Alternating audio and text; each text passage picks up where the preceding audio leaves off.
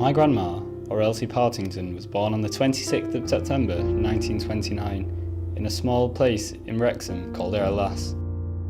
She moved to Manchester and began a family of her own with her husband and 2 sons, and then went on to become the grandmother of 3 children, Charlotte, Emily, and of course myself.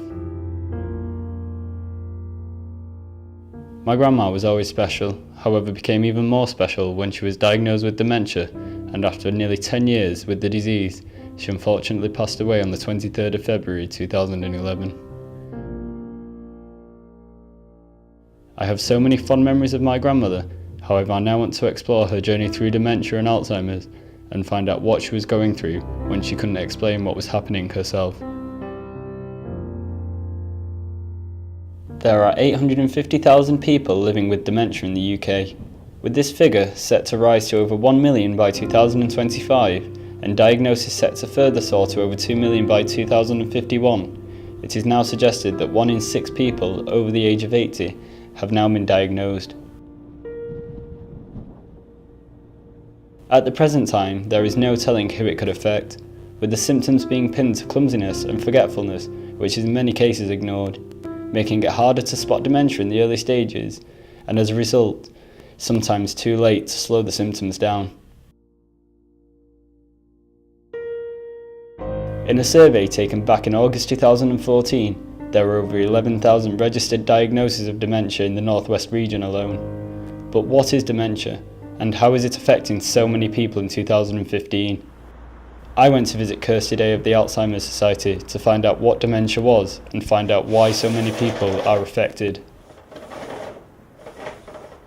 Dementia is what we call an umbrella term at Alzheimer's Society, and quite often we get the question, what is the difference between dementia and Alzheimer's disease? Lots of people are always really shocked to hear that there are over 100 different types of dementia. Alzheimer's is one of the most common, and the other most common is vascular dementia. With Alzheimer's, you will see a progression with somebody that's much more on a line like this, and with vascular dementia it's a much more of a step progression, so you will see a sudden drop in people. So if you think about an umbrella and you've got the point at the top, that's where dementia would sit, and all the different points on the umbrella would be a different form of dementia. So Alzheimer's is just one of those types of dementia. Salford Royal Hospital is home to the Sensory Dementia Garden, where those diagnosed with any form of mental diminishment can come to a quiet place and explore the different artefacts subtly placed by the hospital to help re-trigger memories of the past. There are plenty of ways to live well with dementia, and many diagnosed continue to live a very healthy, normal life. The ability to hear is a particularly important sense to those diagnosed with dementia. The Humphrey Booth Resource Centre in Swinton is another hub and safe place for those diagnosed with dementia. June Smith, alongside a dedicated team of volunteers, runs a weekly Singing with Dementia class, where carers and dementia patients are invited to come and enjoy live music. Many of the people who come to us are in advanced stages where perhaps they don't speak at all, they have no communication, no memory whatsoever. And so very upsetting and distressing for carers to have this every day. But here, when they come here to the group and hear the music, it somehow revives something within them, and they're able to sing all the songs, they're happy, they play the little instruments that we have, they sway to the music. And the effect that it has on their carers is just wonderful to see.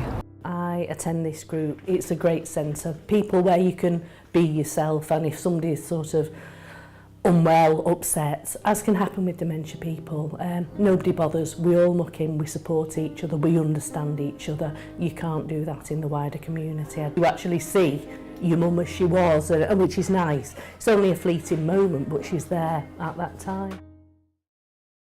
Brian, the guitarist, has developed an extraordinary bond with those who visit the singing class and is highly thought of by everyone who attends the singing sessions.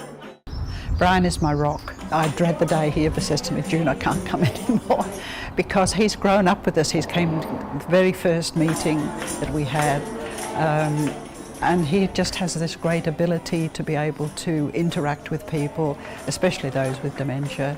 Everybody in the group loves him, and he's just an integral part of the team of us that run it. Kirsty's role at the Alzheimer's Society is more than just a job to her.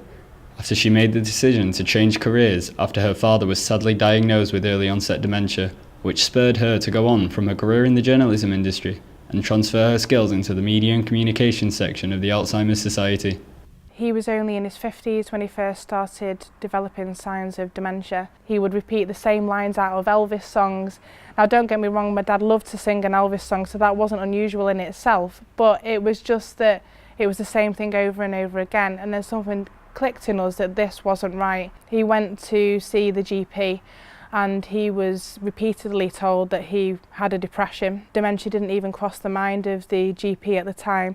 It was only when my dad started showing a real decline that my mum had to go back to the GP and keep saying, this isn't depression, it's something much more. And then again she was turned away, and it was only when we ended up calling the doctor out because my dad had got so poorly, and that he came, and I have to say the look on his face was like, oh my gosh, what have I done wrong? To see how much he had changed, and at that point my dad had to be sectioned and was taken into a care home. We would sit up for hours having a chat. That's what he liked to do best, and we had a fantastic relationship. He loved the football, he loved his music. One of the things that he lost was his speech, and that would have devastated him because he loved to talk. And we weren't able to have those same conversations that we had, which was very sad. Young onset dementia is a name given to a person who has been diagnosed with dementia in the early stages of their lives, and there are over 40,000 people under the age of 65 who have been diagnosed with dementia in the UK. Dementia is never easily recognised by doctors, especially when a younger person is showing signs of mental deterioration, which in many cases means that it is missed and people can remain undiagnosed until the later stages.